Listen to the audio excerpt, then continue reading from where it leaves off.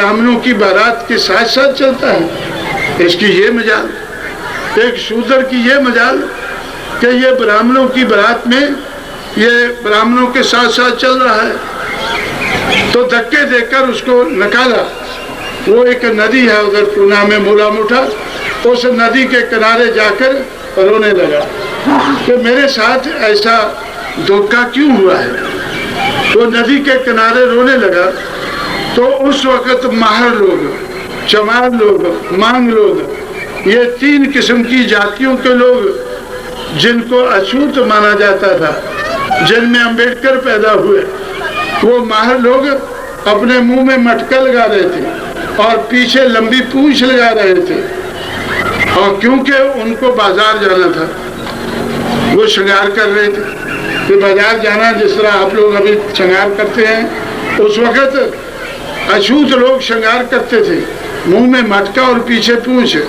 किस लिए कि अगर थूकना हो तो मटके में थूको और बाहर आकर नदी के किनारे फेंक दो, किसी ब्राह्मण के पैर न लगे उस पर। और पीछे पूंछ इतनी लंबी हो कि उसके कदम साथ साथ मिटते जाएं। ऐसा श्रृंगार अछूत लोग कर रहे थे।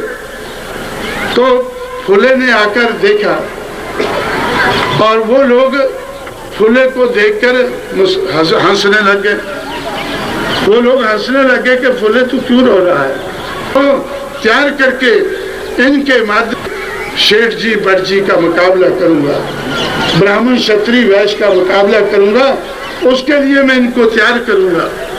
उनकी समझ में आया कि मुझे दुख क्यों है, मुझे धक्के देकर शादी के बारात में से बाहर निकाला गया है, मुझे दुख उसके लिए है।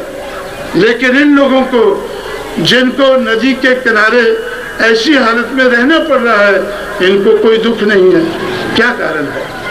क्योंकि मुझे ज्ञान है कि मैं इंसान हूँ, मैं माली समाज में पैदा हूँ, अछूत नहीं हूँ, मुझे छुआ जा सकता है। इसलिए मैं माली समाज में पैदा हुआ हूँ, शूद्र समाज में पैदा हुआ हूँ। मेरा पढ़ना लिखना मेरे लिए मना था।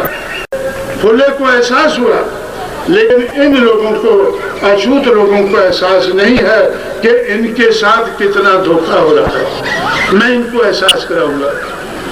जब इनको एहसास हो जाएगा, इनमें चाहत पैदा हो जाएगी कि हमें भी इंसान की तरह जिंदा रहना। जब शूद्र अति शूद्र को एहसास पैदा हो जाएगा कि हम भी इंसान हैं, हमारे साथ जानवरों जैसा सलूक क्यों होता है, तो जब ये एहसास पैदा हो जाएगा तो ये उठकर खड़े होंगे, हम इंसान और इंसानियत को इस देश में बहाल करेंगे।